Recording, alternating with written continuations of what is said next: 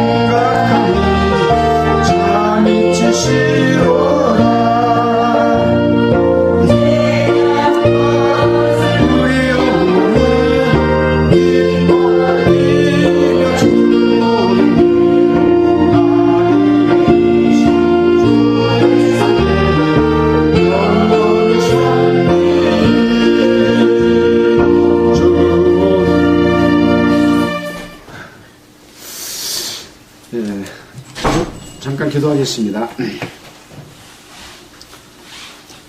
하나님 아버지께 영광과 찬송을 드립니다. 오늘 주일을 맞이해서 이렇게 한자리에 모여서 하나님의 말씀을 읽고 또 그 하나님의 말씀 가운데 주어진 뜻을 생각하고 배울 수 있는 시간을 허락해 주신 것을 감사드립니다. 말씀을 듣는 모든 사람들의 마음을 주 성령님께서 역사하셔서 부드러운 마음으로 바꿔주시고 하나님의 말씀이 그 마음에 심기울 수 있도록 도와주시기를 원합니다. 또 말씀하는 가운데서도 주님께서 친히 인도하셔서 주의 뜻을 올바르게 전달하도록 도와주시기를 원합니다. 시작하는 시간입니다. 마치는 시간까지 주님께서 주관하여 주시기를 원하면서 우리를 구원해 주신 예수 그리스도의 이름으로 기도했습니다. 아멘. 오늘은 또 계속해서 지난주에 이어서 요한복음 13장 31절부터 보겠습니다.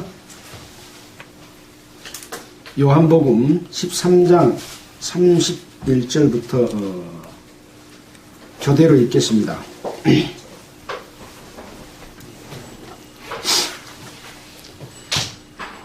저가 나간 후에 예수께서 가라사대 지금 인자가 영광을 얻었고 하나님도 인자를 인하여 영광을 얻으셨도다.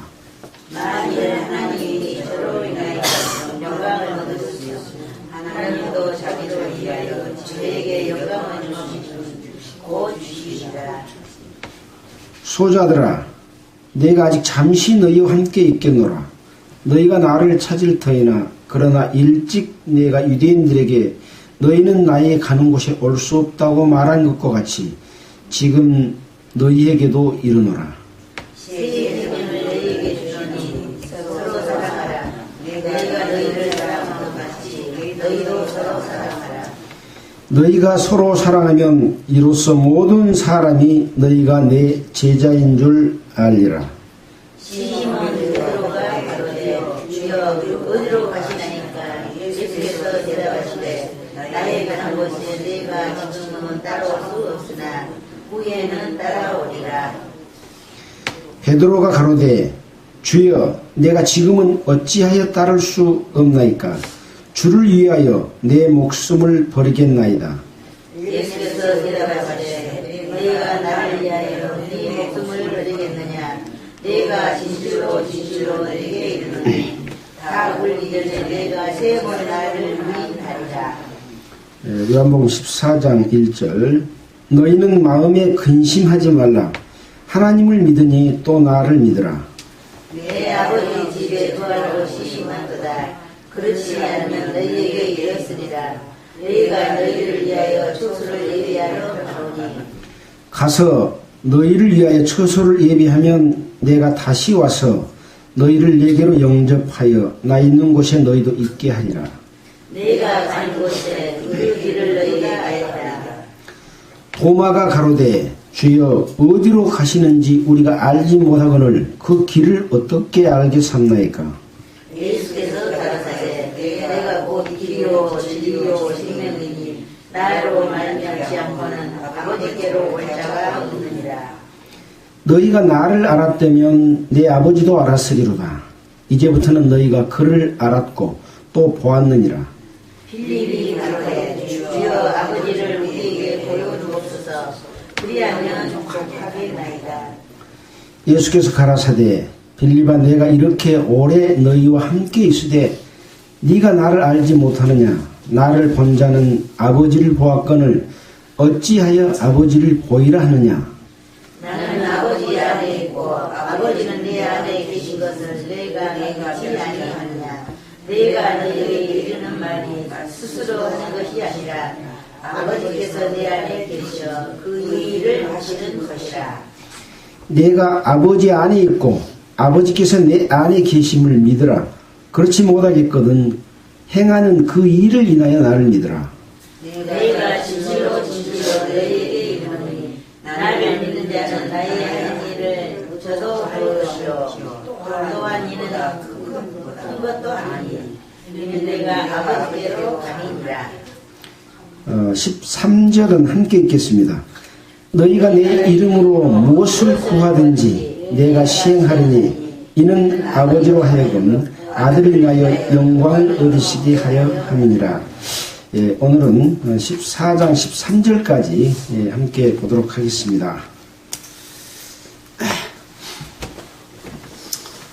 반갑습니다. 벌써 5월 달 벌써 6일이 됐습니다.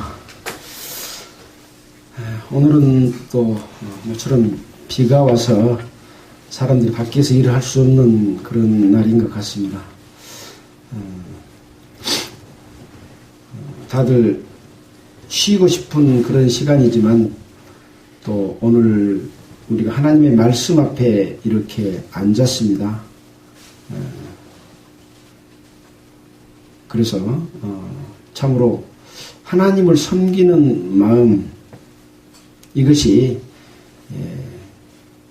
인간됨의 그 근본인데 많은 사람들은 거기에 관심을 갖지 않고 있는데, 먼저 하나님을 알고 살아가는 저희들이 이렇게 하나님의 말씀을 공부하고 배우면서 이것을 전하는 것이 우리 삶이 아닌가 그렇게 생각이 됩니다.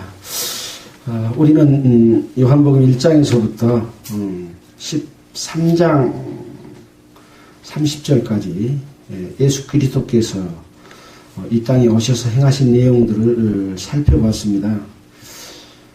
요한복음은 마태, 마가, 누가복음과 다르게 요한이 바라보는 예수님, 그래서 예수님이 행하신 내용에다가 자기가 믿고 있는 내용들을 함께 기록을 함으로써 이해를 굉장히 깊게 할 수 있도록, 어떻게 보면 구체적으로 설명이 되어 있는 내용들이 상당히 많이 있는 그런 말씀이죠. 자, 우리가 지난주에 13장에서 예수님이 제자들의 발을 씻기시는 그런 내용을 살펴봤습니다. 제자들의 발을 씻기신 것은 13장 1절에 보면 자기가 세상을 떠나 아버지께로 돌아갈 때가 이런 줄 아시고 그랬습니다. 그래서 예수님이 이 땅에서 하나님의 일을 행하시고 하늘나라의 복음을 알려주셨습니다. 사람들이 아무나 그렇게 말하면 믿지 않기 때문에 하나님의 능력을 보여주시고 믿을 만한 증거를 주신 것입니다. 그래서 하나님의 복음이 증거가 되고 하나님의 능력이 나타나면 마귀는 더욱더 예수님을 반대하고 하나님을 믿지 못하게 하고 또 예수님을 잡아 죽이려고 하는 이런 일들이 계속 일어나고 있습니다. 그래서 어떻게 보면 이 성경의 역사는 하나님과 사탄이 서로 대결하는 모습을 보이고 있다. 그 가운데서 인간은 하나님을 선택할 것이냐 마귀를 선택하실 것이냐를 정해야 되는 그런 내용을 알려주고 있습니다. 그리고 어떤 사람, 어떤 마음을 가진 사람들이 하나님을 알고 예수 그리스도를 믿을 수 있는지, 어떤 마음을 가진 사람은 믿지 못하는지, 또 그들은 어떤 결과가 올 것인지에 대해서도 구체적으로 이렇게 설명을 해주고 있습니다. 자, 그래서 제자들을 발을 씻기시는 이런 내용 가운데서도 의미를 부여합니다. 예수님이 베드로의 발을 씻기려고 할 때 베드로는 내 발을 씻겨서는 절대 안 됩니다 라고 말했을 때 네 발을 씻지 않으면 너는 나와 상관이 없다 라고 말하니까 내 손도 발도 머리도 다 씻어 주십시오 라고 말을 했습니다. 예수님께서는 이미 목욕한 자는 발만 씻으면 된다 이렇게 이야기를 했습니다. 그 내용의 뜻은 무엇입니까? 하나님의 자녀로 태어나기 위해서는 죄사함을 받아야 되고 죄사함을 받음으로써 하나님의 자녀가 된 자들에게는 여기 지금 제자들에게 하신 말씀이거든요. 그래서 살아가는 동안에 지은 죄 또 발에 묻은 먼지를 씻으면 다시 또 그것이 회복될 수 있다는 그런 의미를 가지고 있습니다. 그런데 계속해서 발에 먼지를 묻히고 죄를 지게 되고 발을 씻어주지 않으면 어쩐다고요? 예수님과 상관이 없다. 그런 의미가 거기에 함께 포함되어 있죠. 그래서 상당히 중요한 어떤 의미들이 있어서 그리스도인의 삶은, 제자들의 삶은 자신을 항상 돌아보고 잘못된 것을 돌이키고 자복하고 다시 하나님과의 관계를 가지고 하나님의 능력의 역사로서 복음을 전하는, 살아가는 이런 삶을 보여주고 있는 것이 제자들의 발을 씻기는 이런 의미가 있고, 또 한 가지는 예수님께서 본을 보이신 겁니다. 너희는 서로 발을 씻기라. 함께 씻어주는 삶. 그래서 예수를 믿는다고 하지만 성도들과 함께 하지 않고 혼자서 독립적으로 살아가게 되면 자기가 지은 죄가 무엇인지도 알지 못하게 되고 결국은 하나님과 멀어져 버리는 그런 삶을 살 수가 있기 때문에 성도들을 만나고 서로 교제하는 가운데서 무엇으로? 말씀으로 씻는 겁니다. 그래서 그런 삶을 의미하는 두 가지 의미를 크게 생각할 수가 있습니다. 자, 이렇게 발을 씻기신 이후에 이제 가룟 유다가 예수를 팔 것에 대해서 기록한 내용이 나오죠. 그래서 가룟 유다는 예수님 12제자 중에 한 사람이었습니다.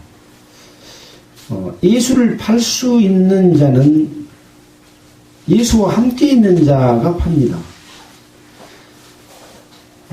유대인들은 이제 예수를 따르는 사람들이 많아지고 자기들의 종교세가 예수님의 세가 더 강해지기 때문에 두려움을 느끼고 자기들의 그 종교 권력을 유지하기 위해서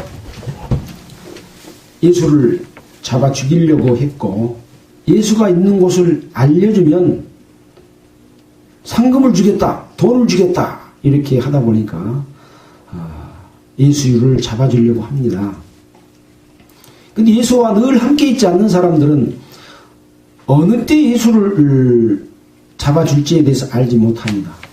그러나 가룟 유다는 늘 예수님과 함께 있었습니다. 그래서 평상시에도 전도 여행 가운데서, 말씀 전하는 가운데서 헌금 들어온 것을 헌금께서 이렇게 훔쳐가고 올바르지 않는 마음으로 예수를 이용해서 자기의 부를 축적하는 그런 도둑질하는 일을 해왔습니다. 이 도둑질은 참으로 사람의 것을 도둑질하는 것이 아니고 하나님의 것을 도둑질하는, 다른 말로 바꾸면 복음을 전하기 위한, 생명을 전하기 위한 진리를 증거하기 위해서 예수님께서 기사와 능력을 행함으로 사람들이 예수를 믿고 드리는 헌금인 거죠. 그걸 훔쳐갔기 때문에 복음을 훔쳐가는 것과 같은 상황입니다. 예수님 자체가 복음이고 예수님 자체가 길이고 예수님 자체가 생명입니다. 그래서 그것을 팔아버린 것은 생명을 팔아버리는 것이고 복음을 팔아버리는, 하나님을 팔아버리는 그런 일인 것을 가룟 유다는 미처 생각지 못했죠. 왜 그럴까요? 욕심에 끌려서, 미혹돼서 그런 깨달음을 가질 수 없을 만큼 물질에 자기 자신이 마음을 빼앗겨 버렸기 때문에 그런 상황이 됐다고 볼 수가 있겠습니다. 자, 그래서 이러한 마음을 가진 자에게 사탄은 그 사람을 이용합니다. 사탄은 보이는 어떤 육체를 갖고 있지 않기 때문에 사람 속에 들어가서 활동을 합니다. 그래서 가룟 유다 속에 들어가서 예수를 팔게 만드는 그런 역할을 한 거죠. 예수님 이것을 압니다. 그래서 한 조각을 찍어다가 주시면서 시몬의 아들 유다를 주시니 조각을 받은 후 곧 사단이 그 속에 들어간지라. 그래서 그런 마음을 갖고 있다는 것을 알기 때문에 예수님이 한 조각을 찍어서 사단을 주니까, 유다를 주니까 마귀가 곧 그 속에 들어갔다. 그래서 예수님께서 이제 유다에게 네 하는 일을 속히 하라. 그 말은 뭡니까? 나를 팔아라. 유대 종교 지도자들에게 너는 돈 받기로 했지 않냐? 돈 받고 나를 팔아라. 그것은 바로 유다의 일이 아니라 마귀의 일을 속히 하라 하는 말과 같은 내용이고, 예수님은 나를 팔아서 내가 이제 이 땅에서 모든 일을 마치고 하나님께로 갈 때가 됐다라고 하는 것을 이 속에 나타내 보여주고 있습니다. 자, 여기까지가 지난주에 우리가 함께 공부했던 내용들을 살펴봤습니다. 자, 오늘 읽은 31절의 내용을 함께 보겠습니다.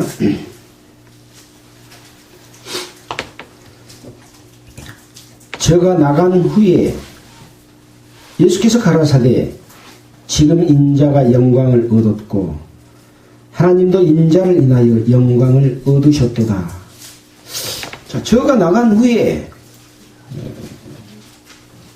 30절입니다. 유다가 그 조각을 받고 곧 나가니 밤이러라. 조각을 받고 사탄이 들어갔고 네 하는 일을 속히 하라. 그래서 이제 나가서 나가보니까 밤이 됐다. 저가 나간 후에 지금 인자가 영광을 얻었고 하나님도 인자를 인하여 영광을 얻으셨도다 이렇게 말씀하고 계십니다. 아직까지 가룟 유다가 예수를 팔지도 않았고 아직 예수님 십자가에 못 박혀 돌아가시지도 않았는데 지금 인자가 영광을 얻었고 하나님도 인자 예수를 인하여 영광을 얻으셨도다 라고 말씀을 하고 있습니다. 어떨 때 하나님은 영광을 얻으십니까? 예, 예수 그리스도로 말미암아 인류의 모든 죄를 용서하심으로 말미암아 인류가 사람이 하나님의 자녀로 됐을 때 그 역사가 이루어질 때 하나님이 영광을 받으시거든요. 그래서 하나님은 자기를 믿는 예수를 믿는 우리를 통해서 하나님은 영광을 받으십니다.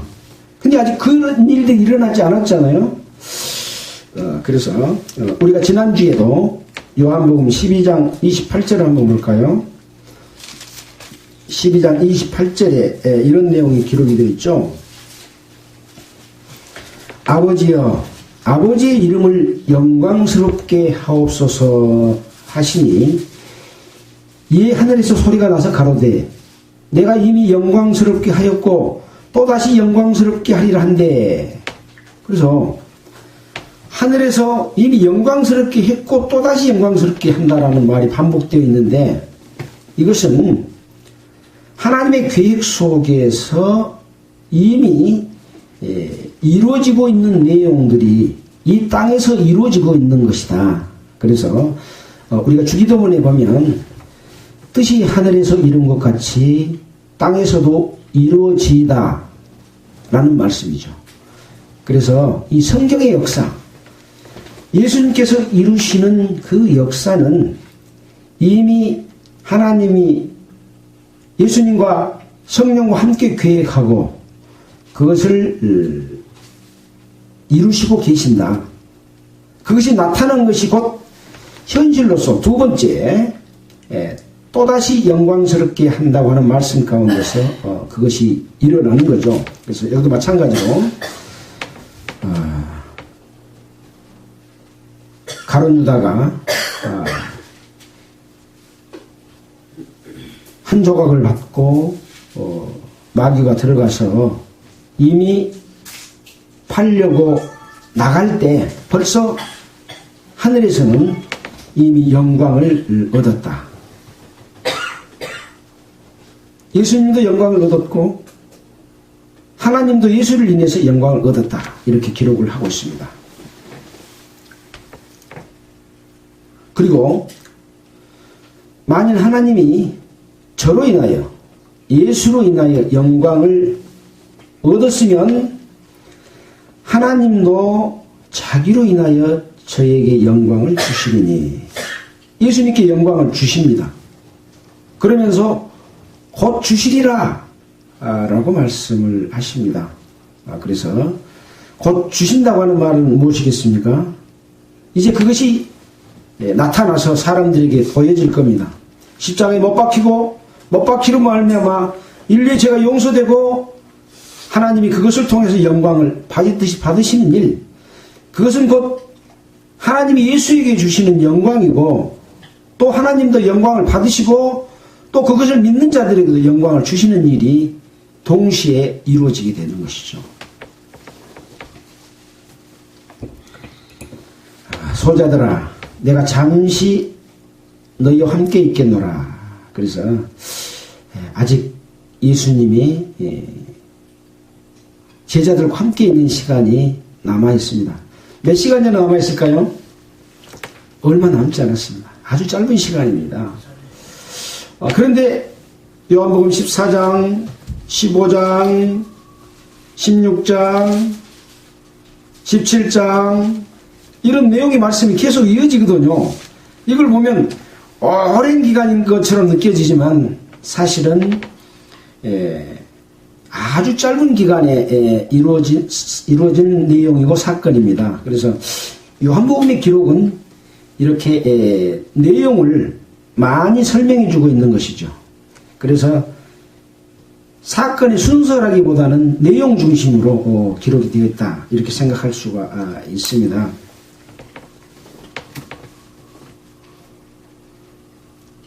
지금은 잠시 너희와 함께 있다.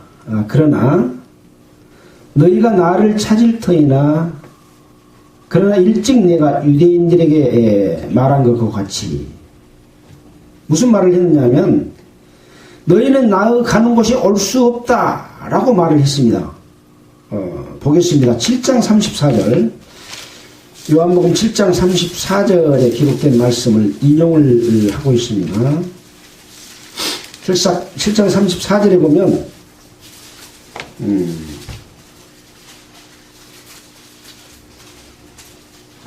예루살렘 사람들이 그 예수님에 대해서 말씀 궁금해하실 때 수군거리는 것을 보시고, 예수께 대하여 무리의 수군거리는 것이 바리새인들에게 들린지라.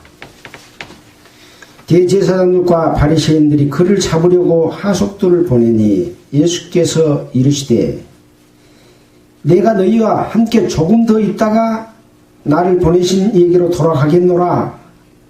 오늘의 그 제자들에게 하신 말씀과 같은 내용이죠. 조금 더 있다가 갈란다. 지금 나 잡지 마라. 잡을 수 없다. 그렇게 말씀하시는 거죠. 34절, 너희가 나를 찾아도 만나지 못할 터이요 나 있는 곳에 오지도 못하리라. 그러니까 조금 있다가 나를 보내신 얘기로 돌아간다 라는 말은 하나님께로 돌아간다는 말이고 죽는다는 말이지 않습니까? 근데 유대인들은 그 말을 알아보지 못하고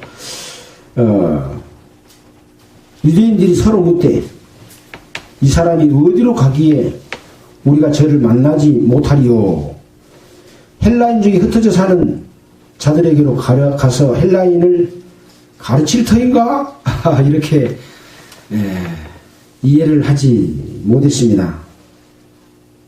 마찬가지로 오늘 제자들에게도 예수님께서는 내가 유대인들에게 말한 것처럼 너희에게도 이른다 라고 말씀을 하시면서 예수님이 이제 자기 자신이 돌아가실 것, 하나님께로 돌아가실 것을 말씀하고 계십니다. 그래서 요한복음 7장 33절에 보면 조금 더 있다가 나를 보내신 얘기로 돌아가겠다고 하신 것처럼 예수님은 붙잡혀 줄 수도 있고 붙잡혀 주지 않을 수도 있습니다. 가룟 유다가 나중에 대제사장들과 그 하속들이 보낸 군병들이 예수님을 잡으러 왔을 때 검과 몽치를 가지고 잡으러 왔습니다. 그러니까 베드로가 있다가 그 종들의 한 사람인 말고 귀를 그냥 칼로 탁 잘라버렸습니다.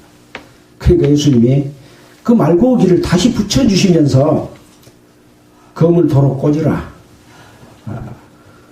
검을 가진 자는 검으로 망한다라고 말씀을 하시면서 내가 12영 더 되는 천사를 불러서 이들을 물리칠 수 없는 줄 아느냐. 만약 그렇게 한다면 이렇게 이루어지리라 한 성경이 어떻게 이루어지겠느냐. 그렇게 말씀을 하신 것처럼 예수님은 붙잡힌 것이 아니라 붙잡혀 주신 것이죠.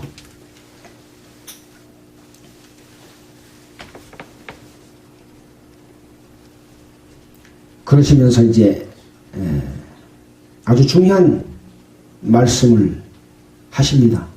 지금 누구에게 말씀하고 계십니까? 제자들에게 말씀하십니다.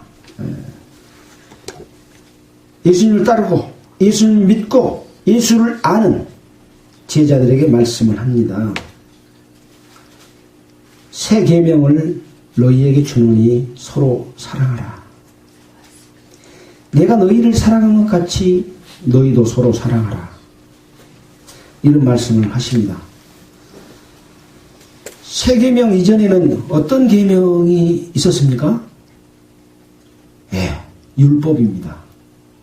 10계명에 이어서 613가지나 되는 많은 계명들이 이 성경에 기록이 되어 있습니다.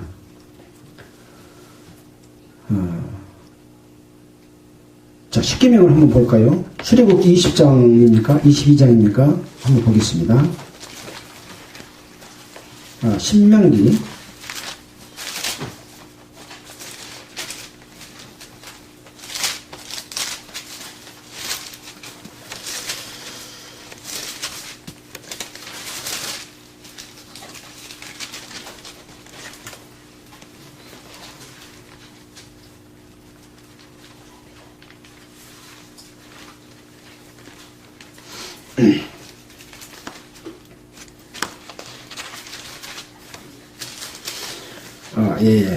출애굽기 20장입니다. 이 10계명 속에 첫째 계명은 나 외에 다른 신들을 내게 있게 말지라. 두 번째는 너를 위하여 새긴 우상을 만들지 말고 아무 형상이든지 만들지 말고 거기에 절하지 말아라. 또 다음에는 내 계명을 지키는 자는 천대까지 은혜를 베푸냐 하면서 세 번째는 너희 하나님 여호와의 이름을 망령되이 일컫지 말라. 특히 이제 오늘같이 이렇게 날씨가 좀 흐리고 안 좋은 날은 하나님의 자연의 섭리에 대해서 욕을 한 사람들이 들어있죠. 뭐 이놈의 날씨 한다든지 뭐 하고 천지의 그 규례에 대해서 도전적인 말을 함부로 하는 것, 이런 것이 망령되이 일컫는 말이거든요. 그 다음에는 안식일을 기억해서 거룩하게 지키라. 그 다음에는 이제 네 부모를 공경하라, 살인하지 말라, 가늠하지 말라, 도적질하지 말라, 내 이웃에 대해 거짓 증거하지 말라, 내 이웃의 것을 탐내지 말라. 이렇게 10가지 계명을 줬습니다. 자, 다시 요한복음 13장으로 돌아왔습니다. 34절. 새 계명을 너희에게 주노니 서로 사랑하라. 내가 너희를 사랑한 것 같이 너희도 서로 사랑하라. 9계명을 줬는데 새 계명을 다시 줬습니다. 9계명은 이제 무효가 되는 그런 순간입니다. 자, 이 내용에 대해서 굉장히 중요한 의미가 있습니다. 로마서 13장 8절을 한번 볼까요? 로마서 13장 8절.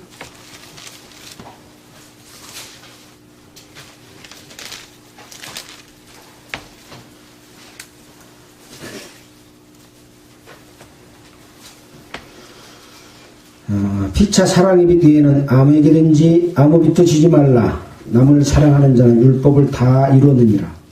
여기 보니까 남을 사랑하는 자는 율법을 다 이루었다.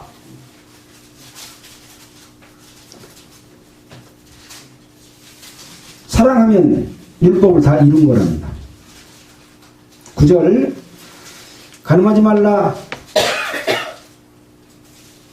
살인하지 말라, 도적질하지 말라, 탐내지 말라 한 것과 그 외에 다른 계명이 있을지라도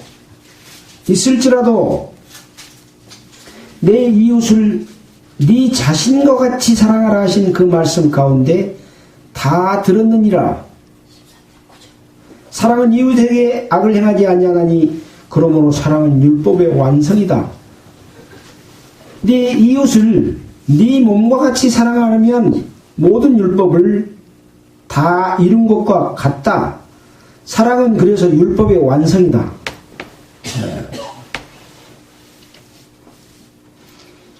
사랑하면서 남에게 거짓말 할 수 없겠죠. 사랑하면서 남을 미워할 수 없겠죠. 사랑하면서 남의 것을 도둑질하지 않겠죠.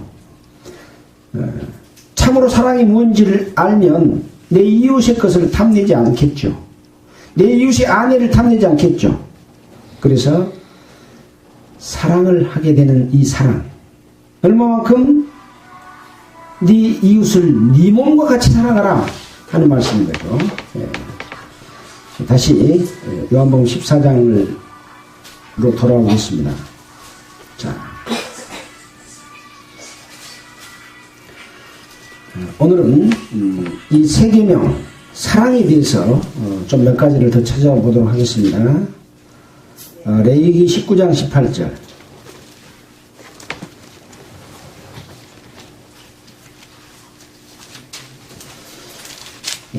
이 레위기는 구약 성경에 기록된 말씀이죠. 율법이지, 율법. 이 율법의 기록에도 18절에 보면 레위기 19장 18절에 이런 기록이 되어 있습니다.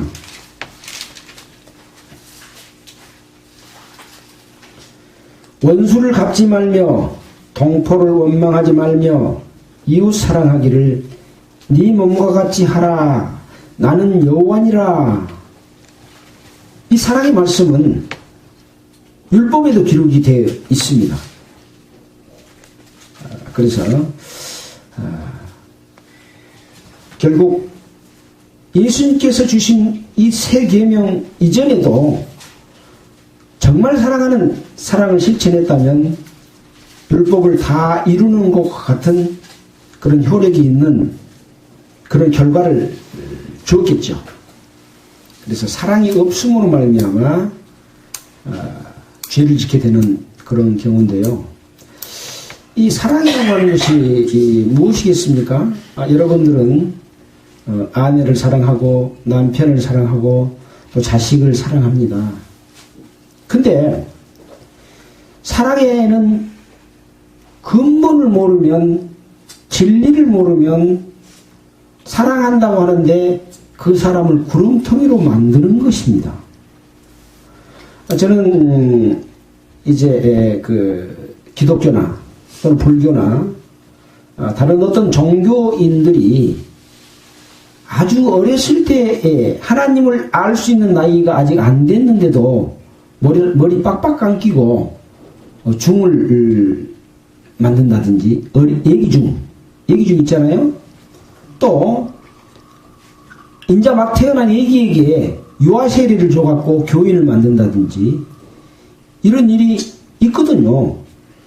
부모 입장에서는 네가 부처처럼 그런 올바른 불교의 믿음을 가져라. 그래서 그렇게 동자승을 만들지 않아요? 또 하나님을 잘 믿는다고 생각하고 유아 세례를 줘서 너는 어렸을 때부터 세례 받고 그리스도인으로서 살아라. 이게 맞는 겁니까? 어렸을 때 세례 주면 그 사람이 세례 받는 게 세례예요? 세례는 죄사함을 깨달은 사람만이, 거듭남을 경험한 사람만이, 예수님과 함께 십자가 못 박혀 죽었다고 하는 것을 아는 사람만이 세례를 받는 것인데,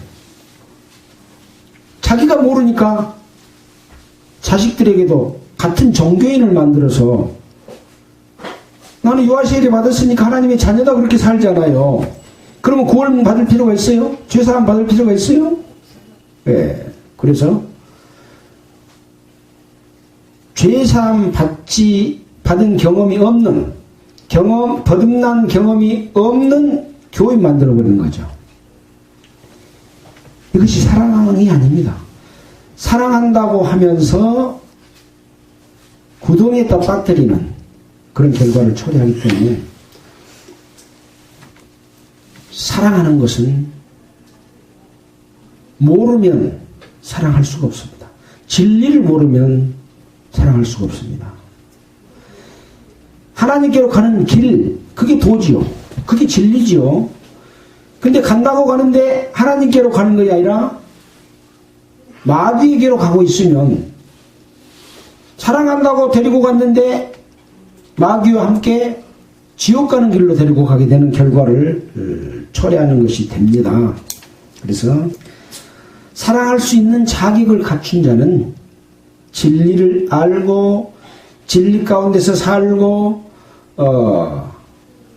영생과 참 믿음을 가진 자만이 그 영혼을 멸망으로 인도하지 않고 하나님께로 인도할 수 있는 것이기 때문에 그냥 지식적으로 되는 문제가 아닙니다.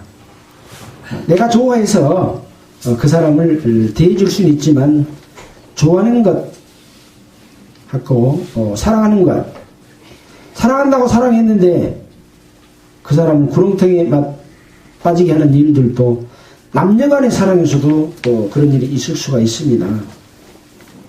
그래서 항상 사랑이라고 하는 것은 그 결과에 책임을 주고 진리에 부합할 때만이 참사랑을 할 수 있는 것이죠. 자, 방금 우리가 로마서 13장 8절은 읽어봤기 때문에 고린도전서 3장 14절을 한번 또 보겠습니다. 골로새서 3장 14절.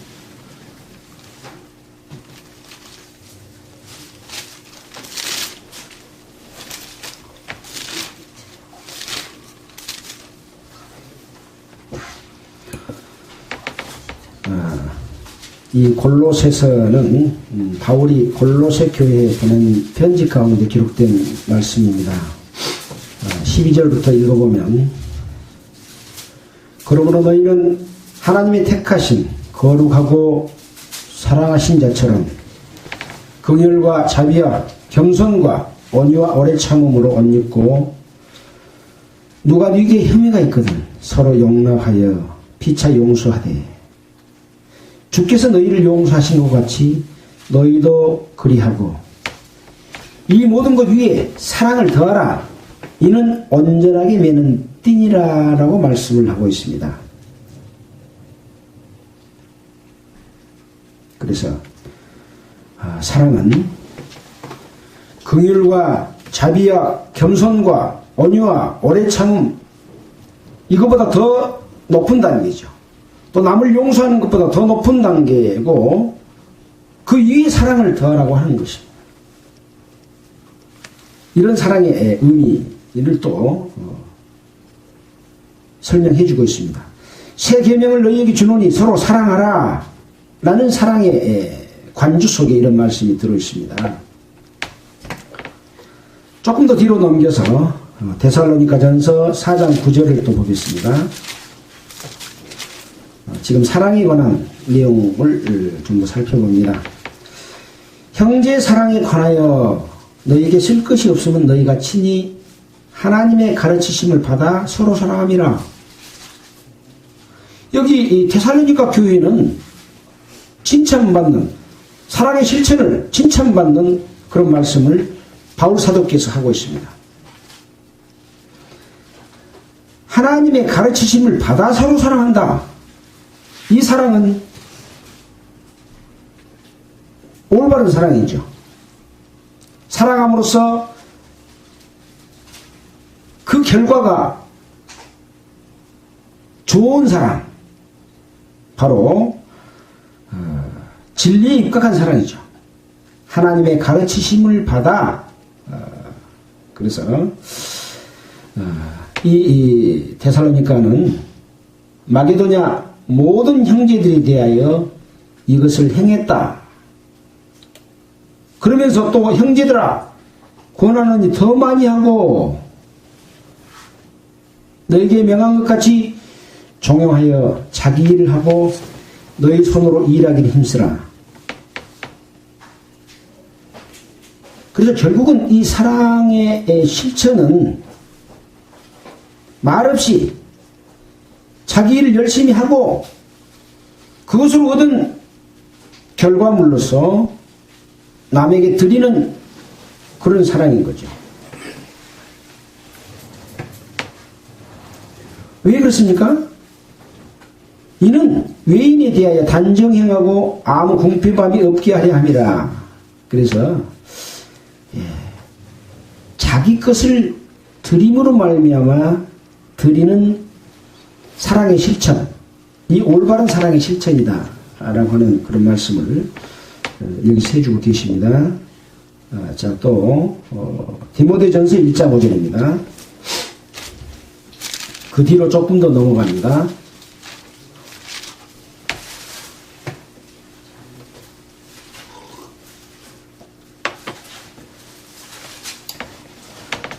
여기 보니까 경계의 목적은 청결한 마음과 선한 양심과 거짓이 없는 믿음으로 나는 사랑이오늘.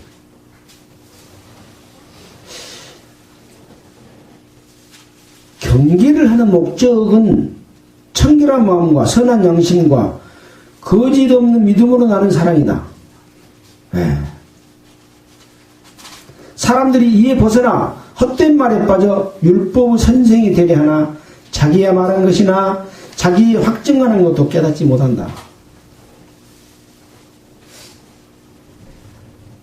그래서 사랑의 그 결과, 사랑의 실천 이런 것들은 잘못된 길로 가지 않는 바른 길로 가는 것인데 알지 못하고 헛된 말에 빠져서 율법을 가지고 그것을 실천하려고 함으로써 예수 그리스도의 사랑에 오히려 도전되고 진리를 거스리는 일들이 이 디모데 교회 당시에도 있었습니다. 그래서 어떤 사람들은 율법을 지켜야 천국 간다 라고 말하는 사람들도 있는 거죠. 예수 그리스도를 믿음으로 말미암아 천국 간다. 아니요, 그것 갖고는 안 돼. 자기의 선한 행실, 율법을 또 지켜야 돼. 이 두 가지가 보태져 가지고 어떻게 천국 가는지를 헷갈리게 만드는 그런 교파의 교리들은 올바른 길, 쉬운 길로 인도하는 것이 아니라 복음을 헷갈리게 만드는 그러한 일이 있습니다. 그래서 이런 내용에 대해서는 서신서를 통해서 그 바른 길이 무엇인지를 올바른 마음만 가지고 구하는 마음으로 있게 되면 깨달을 수가 있는 것이죠.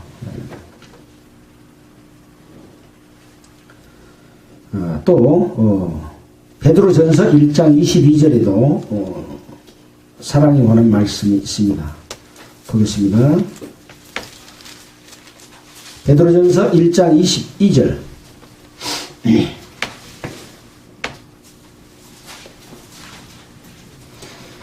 너희가 진리를 순종함으로 너희 영혼을 깨끗하게 하여 거짓이 없이 형제의 사랑하기에 이르렀으니 마음으로 뜨겁게 피차 사랑하라.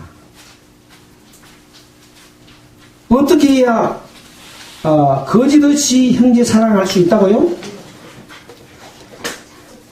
진리를 순종함으로 너희 영혼을 깨끗하게 해야 거짓 없는 사랑을, 형제 사랑을 할 수가 있는 겁니다.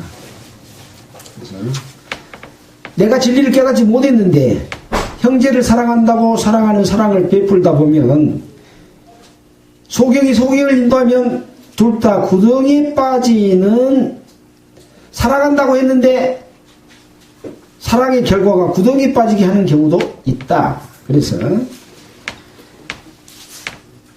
진리를 순종하는 것이 먼저입니다. 진리를 순종한다는 말은 무슨 말입니까? 진리는 무엇입니까? 예수입니다. 나는 길이요 천국 가는 길입니다. 우리가 걸어가는 도로 말고 사람 사는 인생의 길. 인생은 어디서 왔다 어디로 갑니까? 내가 오고 싶어서 왔다가 가고 싶어서 가서 가고 싶은 곳으로 갑니까? 못하지 않아요. 그것을 터득하는 것이 진리를 깨닫는 것인데 예수님은 내가 길이다, 내가 도다, 내가 생명이다, 내 생명은 영원히 죽지 않는 생명이다. 그 예수, 그 진리를 순종한다는 것은 그 진리를 따르는 것이고 진리 안에 내 자신이 들어가는 겁니다. 그렇게 되면 너희 영혼을 깨끗하게 함을 받는 거죠. 그렇게 경험한 사람이, 진리를 깨달은 사람만이 거짓 없이 형제를 사랑하게 이르른다. 그랬을 때 뜨겁게 비춰 사랑해라. 그래서 사랑의 이 내용 가운데는 사랑할 수 있는 자격, 사랑이 무엇인지를 아는 사람만이 사랑할 수가 있어요. 내가 어떤 한 여자를 참 좋아해요. 좋아해서 그걸 사랑으로 표현을 해. 나는 니를 사랑해. 그래가지고 둘이 잘 사귀다가 또 결혼하고 잘 살다가 끝을 가서 함께 죽었는데 천국까지 못하고 지옥 가면 그 사람을 사랑한 것일까요? 아닌 거예요. 살기는 잘 살았어. 싸움도 안 하고 서로 유해주고 했는데 무엇 때문에 실패한 겁니까? 진리 가운데서 살아가지 않은 거예요. 진리를 아는 것이 먼저요. 그래서 사랑의 목적, 사랑의 결과는 없어지지 않는 가치, 그 가치는 진리 안에만 있습니다. 세상 것은 다 없어집니다. 명예고 권세고 돈이고 다 없어지지만 영원히 없어지지 않는 가치는 예수 그리스도 안에 있는 가치죠. 그 가치가 얼마나 큰지는 우리가 상상할 수 없겠죠.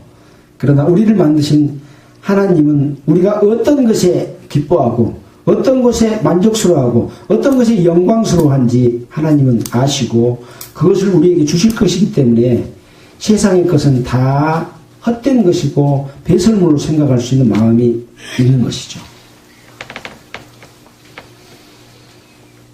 자, 그래서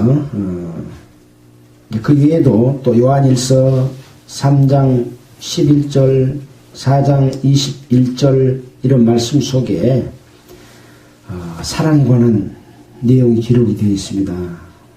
그래서 35절에 보면 너희가 서로 사랑하면 이로써 모든 사람이 너희가 내 제자인 줄 알리라 라고 말씀하신 이 사랑은 예수 그리스도를 통해서 제자가 된 자들에게 지금 설명해 주신 내용입니다. 그래서 믿음을 가진 자들이 실천할 것은 율법이 아니고 사랑이다. 사랑은 율법의 완성이다.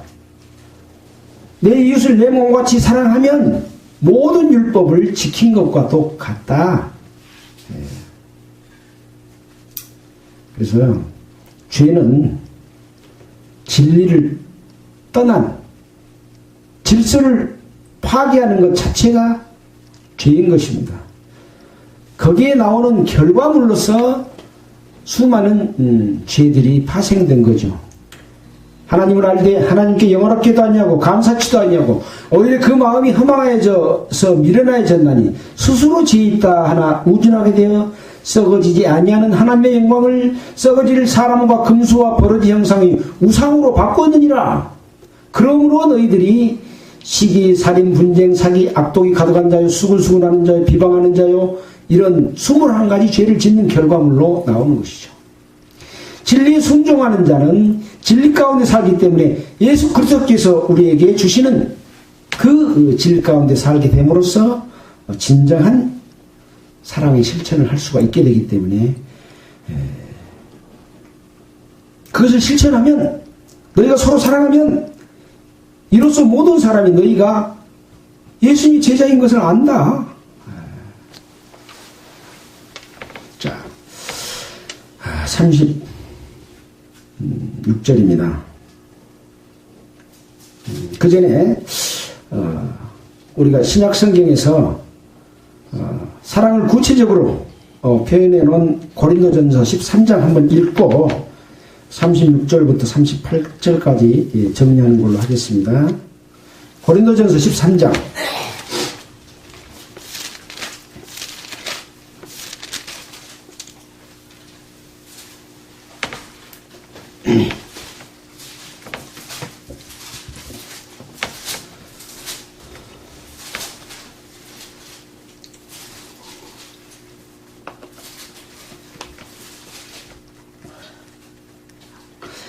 내가 사람의 방언과 천사의 말을 할지라도 사랑이 없으면 소리나는 구리와 울리는 꽹과리가 되고, 내가 예언하는 능이 있어 모든 비밀과 모든 지식을 알고 또 산을 옮길 만한 모든 믿음이 있을지라도 사랑이 없으면 내가 아무것도 아니요.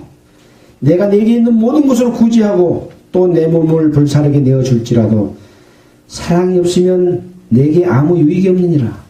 사랑은 오래 참고 사랑은 온유하며 투기하는 자가 되지 아니하며, 사랑은 자랑하지 아니하며 교만하지 아니하며 무례히 행치 아니하며 자기의 유익을 굳지 아니하며 성내지 아니하며 악한 것을 생각지 아니하며 불의를 기뻐하지 아니하고 진리와 함께 기뻐하고 모든 것을 참으며 모든 것을 믿으며 모든 것을 바라며 모든 것을 견디느니라. 그래서 고린도전서 13장을 사랑장이라고 말합니다. 바로 이 사랑은 예수 그리스도의 사랑이 그 가운데 있는 자만이 할 수 있는 진짜 사랑인 거죠. 그래서 예수님은 나는 사랑이다. 나는 사랑이다. 요한일서에 그렇게 말하고 있지 않습니까? 그래서 그 예수님의 사랑을 접붙임을 받은 그리스도인도 사랑이 되어야 됩니다. 접붙임은 받았는데 사랑이 안 나오고 미움이 나와. 남을 비방하는 것이 나와. 남을 무시하는 것이 나와. 예.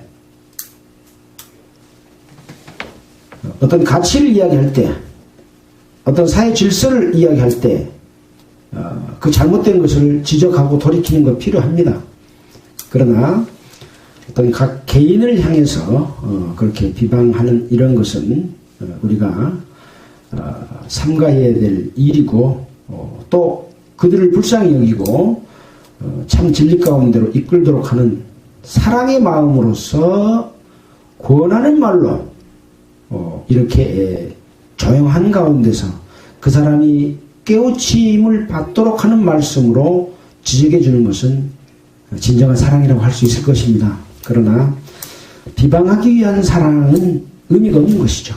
예. 자, 고린도서 13장을 봤습니다. 다시 요한복음 13장으로 돌아오겠습니다. 36절입니다. 시몬 베드로가 가로되 주여 어디로 가시나이까?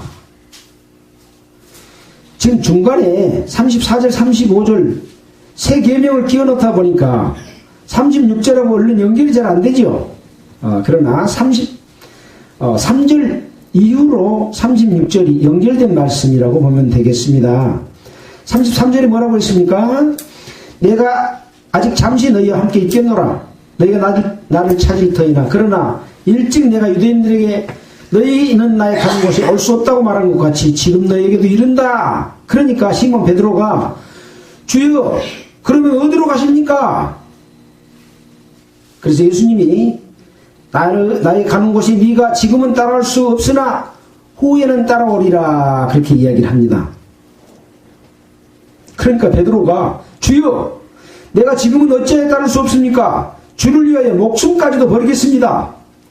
그러니까 베드로가 상당히 영리해요. 따라올 수 없다고 하니까 예수님 죽으려고 하는 것 같구나. 그러면 나가 죽더라도 예수님 따라가겠습니다. 그렇게 말하는 거 보니까 상당히 머리가 잘 돌아간 것 같아요. 그러나 베드로는 예수님이 지적한 것처럼 예수께서 대답하시되 네가 나를 위하여 목숨을 버리겠느냐? 내가 참말로 네한테 말한디 너는 다 굴기 전에 3번 나를 부인할 것이다. 이런 말씀하세요. 베드로가 용기가 없어서 예수님을 못 따라옵니까? 용기가 상당히 있어요. 군병들이 검과 몽치를 가지고 왔는데 칼을 빼가지고 그 군병의 귀를 쳐버렸지 않습니까? 그런 용기가 있어요. 그러나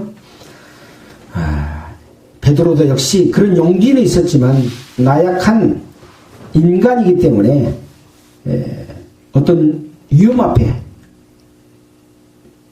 다가섰을 때는 예수님 따르지 못할 것을 예수님이 미리 말씀하셨습니다.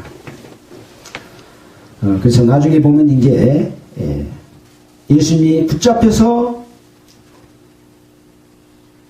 채찍에 맞고 데리고 가고 십자가에 끌어올리니까 멀리서 보다가 3번 부인하는 내용이 나중에 나옵니다. 예수님과 함께 있을 때는 예수님의 능력을 보았기 때문에 두려움 없이 앞에서 싸우기도 하고 큰 소리도 쳤는데 예수님이 붙잡혀 버리니까 자기 자신이 자신이 없는 거예요. 자기 용기만 갖고는 택도 없어. 그래서 자기 살라고 예수님을 부인하게 됩니다. 그래서 사람은 누구나 똑같습니다. 그러면 어떨 때 죽음을 두려워하지 않는 그런 담대함으로 복음을 증거할 수 있을 것인가?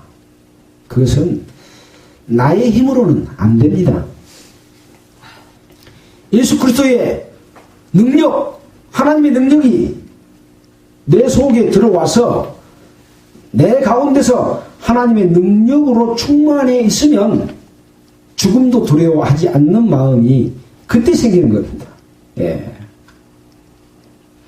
스데반은 예수를 증거하다가 붙들려서 돌에 맞아서 죽으면서도 저들을 불쌍히 여기십시오. 저들은 알지 못해서 그렇습니다.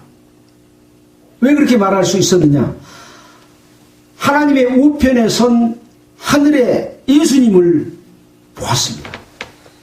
그 영광이 통증보다는 영광스러움이 더 컸습니다.